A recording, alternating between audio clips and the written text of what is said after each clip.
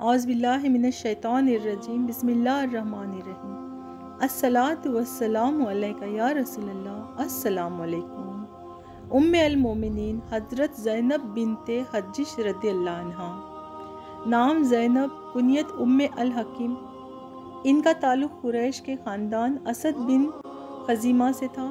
سلسلہ نسب یہ ہے: زینب بنت حجش بن راب بن یمر بن صبرت بن مرتا بن کشیر بن غنم بن دودان بن سعد بن خزمہ۔ ماں کا نام امیہ بنت عبد المطلب تھا، جو رسول کریم صلی اللہ علیہ وسلم کی پھوپھی تھی۔ اس لحاظ سے حضرت زینب رضی اللہ عنہ رسول کریم صلی اللہ علیہ وسلم کی پھوپھی زاد بہن تھی۔ حضرت زینب رضی اللہ عنہ ان خوش قسمت لوگوں میں تھی جنہوں نے سابقین اولین بننے کا شرف حاصل کیا۔ 13 بعد بشت میں اپنے اہل خاندان کے ہمراہ ہجرت کرنے کے لیے مدینہ تشریف لے گئیں۔ حضرت زید بن حارث رضی اللہ عنہ رسول کریم صلی اللہ علیہ وسلم کے آزاد کردہ غلام اور منہ بولے بیٹے تھے۔ حضور انہیں بے حد محبوب رکھتے تھے، اسی لیے آپ صلی اللہ علیہ وسلم نے حضرت زینب رضی اللہ عنہ کا نکاح حضرت زید بن حارثہ رضی اللہ عنہ سے کر دیا۔ علامہ ابن سعد رحمۃ اللہ علیہ نے لکھا ہے کہ حضرت زینب رضی اللہ عنہ کو بعض وجوہ کی بنا پر یہ رشتہ پسند نہ تھا، اس لیے انہوں نے نکاح سے پہلے حضور کریم صلی اللہ علیہ وسلم سے عرض کی، یا رسول اللہ صلی اللہ علیہ وسلم، میں زید رضی اللہ عنہ کو اپنے لیے پسند نہیں کرتی، لیکن حضور صلی اللہ علیہ وسلم اس نکاح میں بہتری سمجھتے تھے، اس لیے آپ صلی اللہ علیہ وسلم کے منشا کے مطابق زید رضی اللہ عنہ کا عقد حضرت زینب رضی اللہ عنہ سے ہو گیا، لیکن دونوں میں نبھا نہ ہو سکا۔ تقریباً 1 برس بعد حضرت زید رضی اللہ عنہ نے حضور کریم صلی اللہ علیہ وسلم کے پاس شکایت کی کہ یا رسول اللہ صلی اللہ علیہ وسلم، زینب رضی اللہ عنہ مجھ سے زبان درازی کرتی ہیں، میں اسے طلاق دینا چاہتا ہوں۔ حضور صلی اللہ علیہ وسلم نے انہیں سمجھایا کہ طلاق اللہ تعالیٰ کے نزدیک پسندیدہ فعل نہیں ہے، چنانچہ سورہ الاحزاب کی اس آیت میں اس طرح اشارہ ہے، اور جبکہ تم اس شخص سے جس پر اللہ نے اور تم نے احسان کیا یہ کہتے تھے کہ اپنی بیوی کو نکاح میں رکھو اور خدا سے ڈرو، یہ ہر حال حضرت زید رضی اللہ عنہ اور حضرت زینب رضی اللہ عنہ کا نباہ نہ ہونا تھا، نہ ہوا، اور حضرت زید رضی اللہ عنہ نے بالآخر حضرت زینب رضی اللہ عنہ کو طلاق دے دی۔ جب حضرت زینب رضی اللہ عنہ ایام عدت پوری کر چکی تو حضور صلی اللہ علیہ وسلم نے خود ان سے نکاح کرنا چاہا، لیکن عرب میں اس وقت تک رسوم جہالت کا اثر باقی تھا اور لوگ منہ بولے بیٹے کو حقیقی بیٹے کے برابر سمجھتے تھے۔ چونکہ حضرت زید رضی اللہ عنہ حضور صلی اللہ علیہ وسلم کے منہ بولے بیٹے تھے اور لوگوں میں زید بن محمد صلی اللہ علیہ وسلم کے نام سے مشہور تھے، اس لیے حضور صلی اللہ علیہ وسلم کو عام لوگوں اور بالخصوص منافقوں کے اعتراض کے خیال سے اس نکاح میں تعمیل ہوا۔ اللہ تعالیٰ کو چونکہ جہالت کے رسموں کا مٹانا منظور تھا، اس لیے یہ آیت نازل ہوئی۔ ترجمہ: تم اپنے دل میں وہ بات چھپاتے ہو جس کو خدا ظاہر کر دینے والا ہے اور لوگوں سے ڈرتے ہو، حالانکہ اللہ اس سے زیادہ حقدار ہے کہ تم اس سے ڈرو۔ اس کے بعد اللہ تعالیٰ نے واضح الفاظ میں معتزین کا متنبہ کیا اور یہ آیت نازل ہوئی: محمد صلی اللہ علیہ وسلم تمہارے مردوں میں سے کسی کے باپ نہیں ہیں مگر وہ اللہ کے رسول اور خاتم النبی ہیں۔ اور پھر حکم ہوا لوگوں کو ان کے حقیقی باپ کے نام سے پکارو۔ اب کوئی امر منع نہیں تھا، چنانچہ حضور صلی اللہ علیہ وسلم نے یہ خدمت حضرت زید رضی اللہ عنہ ہی کو تفویض کی کہ وہ آپ صلی اللہ علیہ وسلم کا پیغام نکاح لے کر حضرت زینب رضی اللہ عنہ کے پاس جائیں۔ حضرت زید رضی اللہ عنہ حضرت زینب رضی اللہ عنہ کے گھر گئے اور کہا، زینب، رسول اللہ تم سے نکاح کی خواہش مند ہے۔ حضرت زینب رضی اللہ عنہا نے جواب دیا، میں خدا کے حضور استخارہ کرتی ہوں۔ یہ کہہ کر مصلی پر کھڑی ہو گئی۔ ادھر اللہ تعالیٰ نے رسول کریم صلی اللہ علیہ وسلم پر وحی بھیجی، جس کا ترجمہ یہ ہے، پھر جب زید اس سے اپنی حاجت پوری کر چکا تو ہم نے وہ متعلقہ خاتون آپ نبی صلی اللہ علیہ وسلم آپ کے نکاح میں دے دی۔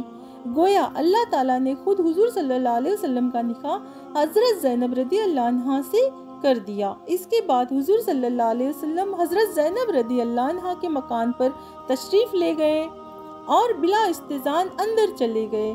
صبح کو دعوت ولیمہ ہوئی، جس میں روٹی اور سالن کا انتظام کیا گیا۔ حضور صلی اللہ علیہ وسلم نے حضرت انیس رضی اللہ عنہ کو لوگوں کو بلانے کے لیے بھیجا۔ 300 آدمی دعوت میں شریک ہوئے، 10-10 کی ٹکڑیوں میں آتے اور کھانا کھا کر چلے جاتے۔ اتفاقاً ایسا ہوا کہ چند لوگ کھانا کھا کر باتوں میں مشغول ہو گئے اور اٹھنے کا خیال ہی نہ رہا۔ رسول کریم صلی اللہ علیہ وسلم از راہ مروت انہیں اٹھنے کے لیے نہ فرماتے اور بار بار اندر آتے اور باہر جاتے۔ اسی مکان میں حضرت زینب رضی اللہ عنہا بھی دیوار کی طرف منہ کیے بیٹھی تھی۔ جب بہت دیر ہوئی تو حضور صلی اللہ علیہ وسلم کو تکلیف ہوئی۔ اس پر اللہ تعالیٰ نے یہ آیت حجاب نازل کی، جس کا ترجمہ یہ ہے، اے لوگو جو ایمان لائے ہو، نبی صلی اللہ علیہ وسلم کے گھروں میں بلا اجازت نہ چلے آیا کرو، نہ کھانے کا وقت تاکتے رہو۔ ہاں، اگر تمہیں کھانے پر بلایا جائے تو ضرور آؤ، پھر جب کھا چکو تو چلے جاؤ اور باتوں میں نہ لگ جاؤ، کیونکہ اس بات سے نبی صلی اللہ علیہ وسلم کو تکلیف ہوتی ہے۔ سو وہ تمہارے لحاظ سے کچھ نہیں کہتے، مگر اللہ کو حق بات کہنے میں کوئی شرم نہیں۔ اور جب تم ان ازواج محترات رضی اللہ عنہا سے کوئی چیز مانگو تو پردے کی آڑ میں مانگو۔ سبحان اللہ! کیا مرتبہ ہے میرے پیارے نبی صلی اللہ علیہ وسلم کا کہ اللہ تعالیٰ ذرا سی تکلیف پہ بھی آیت نازل کرتا ہے۔ اس آیت کے نزول کے بعد حضور صلی اللہ علیہ وسلم نے مکان کے دروازے پر پردہ لٹکا دیا اور لوگوں کو گھر کے اندر داخل ہونے کی ممانعت ہو گئی۔ حضرت زینب رضی اللہ عنہا کا نکاح کئی خصوصیات کا مظہر تھا۔ جہالت کی رسم کی مدبنا حقیقی بیٹے کا درجہ رکھتا ہے، مٹ گئی۔ لوگوں کو حکم ہوا کہ کسی کو حقیقی باپ کے علاوہ دوسرے منہ بولے باپ سے منسوب نہ کرو۔ اللہ تعالیٰ نے حضرت زینب رضی اللہ عنہا کا نکاح وحی کے ذریعے کیا۔ نہایت شاندار ولیمہ کیا گیا، جس میں بکری کا گوشت اور روٹی اور حضرت ام سلمہ رضی اللہ عنہا کا بھیجا ہوا ملیدہ تھا۔ بکثرت لوگوں نے شکم شیر ہو کر کھانا کھایا۔ اس موقع پر آیت حجاب نازل ہوئی اور پردے کا رواج ہوا۔ یہی خصوصیات تھی جن کی بنا پر حضرت زینب رضی اللہ عنہا کو حضرت عائشہ صدیقہ رضی اللہ عنہا سے ہمسری کا دعویٰ تھا۔ حضرت زینب رضی اللہ عنہا نہایت دیندار، پرہیزگار، حق پرست تھی۔ ان کی عبادات و زید کا خود رسول کریم صلی اللہ علیہ وسلم کا اعتراف تھا۔ حافظ بن حجر رحمت اللہ علیہ نے اصابہ میں لکھا ہے کہ ایک دفعہ حضور صلی اللہ علیہ وسلم مہاجرین کی ایک جماعت میں مال غنیمت تقسیم فرما رہے تھے۔ حضرت زینب رضی اللہ عنہا بھی اس موقع پر موجود تھی۔ انہوں نے کوئی ایسی بات کہی جو حضرت عمر فاروق رضی اللہ عنہ کو ناگوار گزری۔ انہوں نے ذرا تلخ لہجے میں حضرت زینب رضی اللہ عنہ کو دخل دینے سے منع کیا۔ حضور کریم صلی اللہ علیہ وسلم نے فرمایا، عمر، ان سے کچھ نہ کہو، یہ بڑی عبادت گزار اور خدا سے ڈرنے والی ہیں۔ حضرت عائشہ صدیقہ رضی اللہ عنہا نے ان کے متعلق فرمایا ہے، میں نے دین کے معاملے میں زینب رضی اللہ عنہا سے بہتر کوئی عورت نہیں دیکھی۔ واقعہ افق میں حضرت زینب رضی اللہ عنہا کی حقیقی بہن حمنہ بنت حجش رضی اللہ عنہا بھی غلط فہمی کا شکار ہو گئی تھی، لیکن جب رسول کریم صلی اللہ علیہ وسلم نے حضرت زینب رضی اللہ عنہا سے حضرت عائشہ رضی اللہ عنہا کے مطابق استفارش کیا تو انہوں نے صاف صاف کہہ دیا، میں عائشہ رضی اللہ عنہا میں بھلائی کے سوا کچھ نہیں پاتی۔ ابن سعد رضی اللہ عنہ کا بیان ہے کہ ایک دفعہ رسول کریم صلی اللہ علیہ وسلم نے ازواج محترات کو مخاطب کر کے فرمایا، تم میں سے وہ مجھے جلد ملے گی جس کا ہاتھ سب میں لمبا ہوگا۔ لمبے ہاتھ سے مراد حضور صلی اللہ علیہ وسلم کی مراد فیاضی تھا۔ حضرت زینب رضی اللہ عنہ بے حد فیاض اور سکی دل تھی۔ چنانچہ اس پیش گوئی کا مقصد ثابت ہوا اور حضور صلی اللہ علیہ وسلم کے بعد تمام ازواج محترات میں سب سے پہلے انہوں نے ہی وفات پائی۔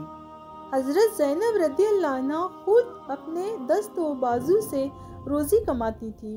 وہ فن دباغت جانتی تھی، اس سے جو آمدنی ہوتی تھی خدا کی راہ میں صدقہ کر دیتی تھی۔ حضرت عمر فاروق رضی اللہ عنہ نے اپنے عہد خلافت میں حضرت زینب رضی اللہ عنہ کا وظیفہ 12,000 درہم مقرر کیا۔ وہ یہ وظیفہ ملتے ہی حاجت مندوں میں تقسیم کر دیا کرتی تھی۔ ایک دفعہ سالانہ وظیفہ ملا تو اس کو اپنے رشتہ داروں اور یتیموں میں تقسیم کر کے دعا کی، اے اللہ آئندہ یہ مال مجھ کو نہ ملے کیونکہ یہ فتنہ ہے۔ حضرت عمر رضی اللہ عنہ کو معلوم ہوا تو آپ نے فرمایا زینب رضی اللہ عنہ بڑی منہر ہیں۔ پھر مزید 1,000 درہم ہم حضرت زینب رضی اللہ عنہ کی خدمت میں بھیجے، انہوں نے وہ فوراً خیرات کر دیے۔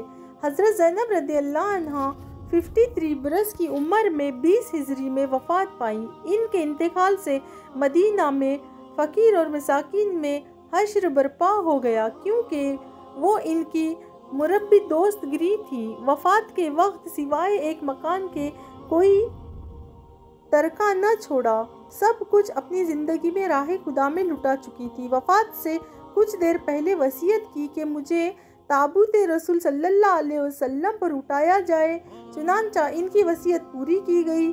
وفات کے دن شدید گرمی تھی۔ حضرت عمر رضی اللہ عنہ نے قبر کی جگہ پر خیمہ لگوا دیا۔ نماز جنازہ فاروق اعظم رضی اللہ عنہ نے پڑھائی۔ حضرت محمد بن عبداللہ بن حجش رضی اللہ عنہ، اسما بن زید رضی اللہ عنہ، عبداللہ بن ابی احمد اور محمد بن طلحہ رضی اللہ عنہ نے قبر میں اتارا۔ حضرت عائشہ رضی اللہ عنہ نے ان کی وفات پر فرمایا، وہ نیک بخت بے مثال خاتون چلی گئی اور یتیموں اور بیواؤں کو بے چین کر گئی۔ حضرت زینب بنت حجش رضی اللہ عنہ سے 11 حدیث منقول ہیں، جن کی راوی میں حضرت ام حبیبہ رضی اللہ عنہ اور زینب بنت ابی سلمہ رضی اللہ عنہ وغیرہ شامل ہیں رضی اللہ عنہ۔ ایسی پیاری پیاری حدیثیں اور پیاری پیاری معلومات کے لیے آپ ہمارے چینل کو سبسکرائب، ویڈیو کو لائک اور شیئر ضرور کریں۔ جزاک اللہ۔